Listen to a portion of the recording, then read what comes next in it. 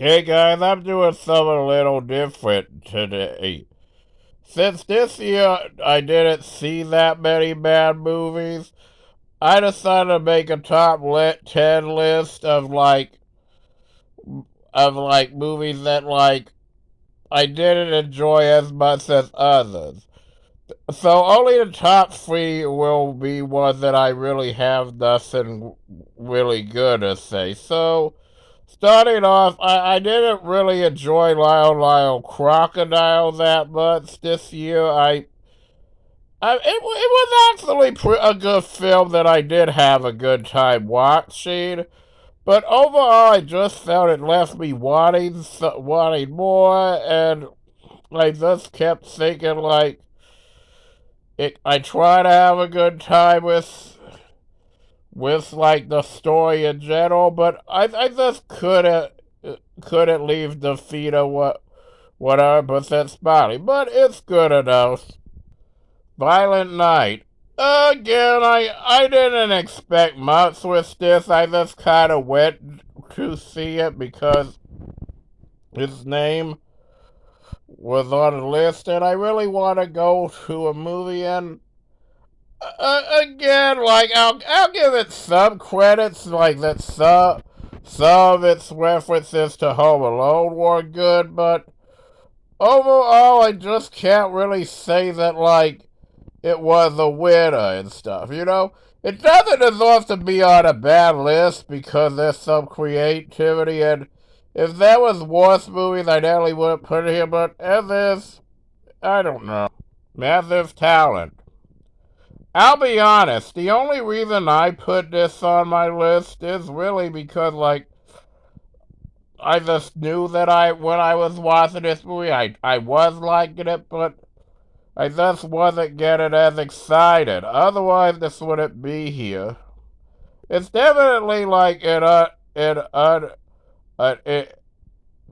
a movie I'm surprised Nicolas Cage was in as himself, but I still had a good time watching it for what it was. Okay, so far I haven't seen this on any best list, so I think it's safe to say that a lot of people will at least agree with me that it wasn't in the top 10. Because of that, I'm putting it as a qualifier here. Again, very much like the other one, it didn't deserve it, but what could I say? It was too good a year. Marry Me. Honestly, I actually thought this was going to make my best list. It was actually one of the best rom-coms in a while. And you may be saying, well, why is it on a bad list? I keep telling you, I didn't. It was too good of a year for movies. I'm simply putting the movies that didn't grab me as much as they could have. And I'm going to say that this is only fit for this list only because I felt like it's been done before. But other than that, it's still a good movie. Hotel Transylvania 4. Honestly, I forgot I even saw this movie until I was doing research to think of what movies I saw this year.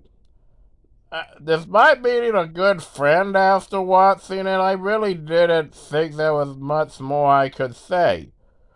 I'll give it this. It was kind of a cute movie. I kind of liked it, but I don't know. It just wasn't my favorite.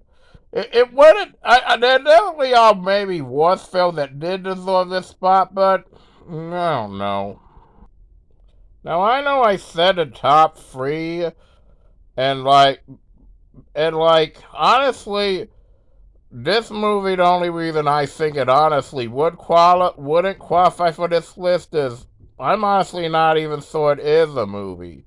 However, though, according to Disney, they did release it to be a continuation of the others, so I'm qualifying it for my list anyway. I just don't. I like the Night at the Museum series, but I feel like there was just so much more they could have done with it than just being a like basically a Saturday morning cartoon.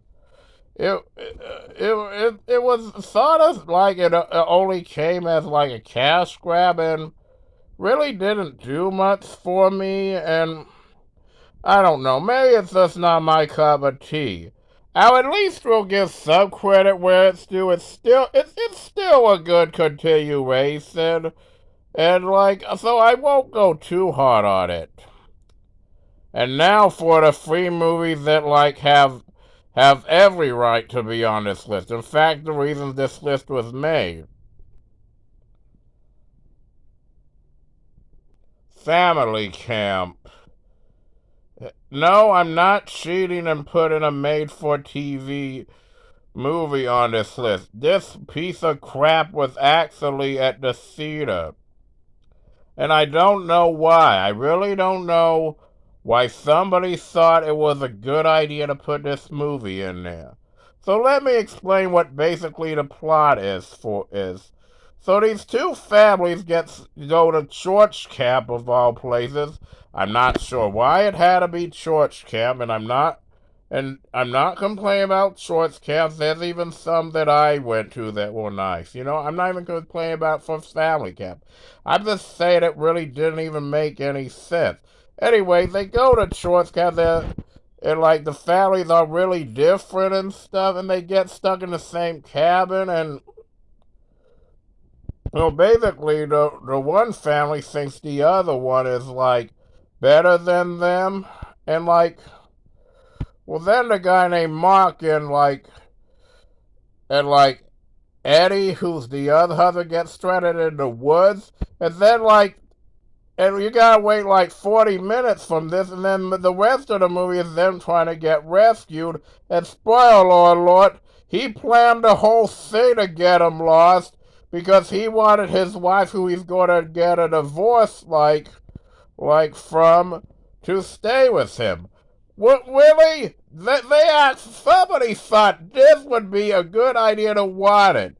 The movie was like awful. I mean, the only reason I saw it was because there really wasn't anything playing at the time, and even then, that's just not an excuse, much of an excuse. I mean, on the offense, you want to see this movie, if you even heard of it, which I doubt, save yourself a time and just don't watch it. Lightyear. Now guys, how many of you are like 90s kids like me and really were excited when there was a bit of a movie that was going to capture your childhood?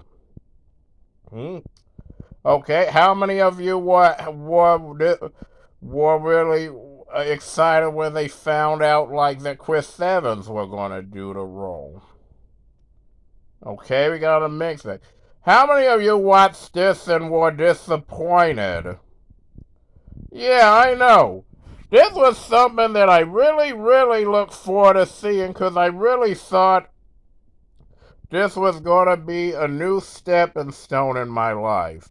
I actually was planning on moving this, and I actually even thought this would be a good new movie to begin my chapter in my new place.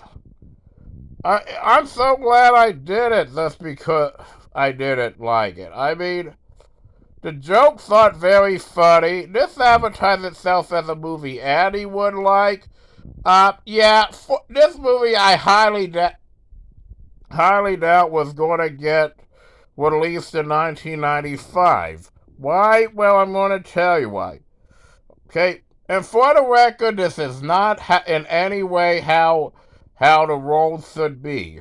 In 1995, they would not have made a movie that would have had a lesbian couple start a family that Buzz would have been best friends with. They should have, but they wouldn't have. Okay, secondly, I highly doubt that, like, in 1995, children would have any interest about seeing a space racer that they didn't even know going into space with a young girl, an old woman, and, like, some guy I don't even remember much about. I mean, this is terrible. I don't know how Turning Red made it on Disney Plus, which I couldn't even see at the time because like I didn't have Disney Plus. In fact, the only reason I finally did get to see it was because I was so bored last month that I ordered Disney Plus so I could watch Hocus Pocus free, which I admit was a good purchase. It, you know, and then this got a theatrical release. My God, this was terrible. I don't even think I can say this is the worst Pixar movie I've seen in years. This may be the worst Pixar movie I've seen. But at least, though, it was more entertaining than number one. My God. Honk for Jesus, save your soul.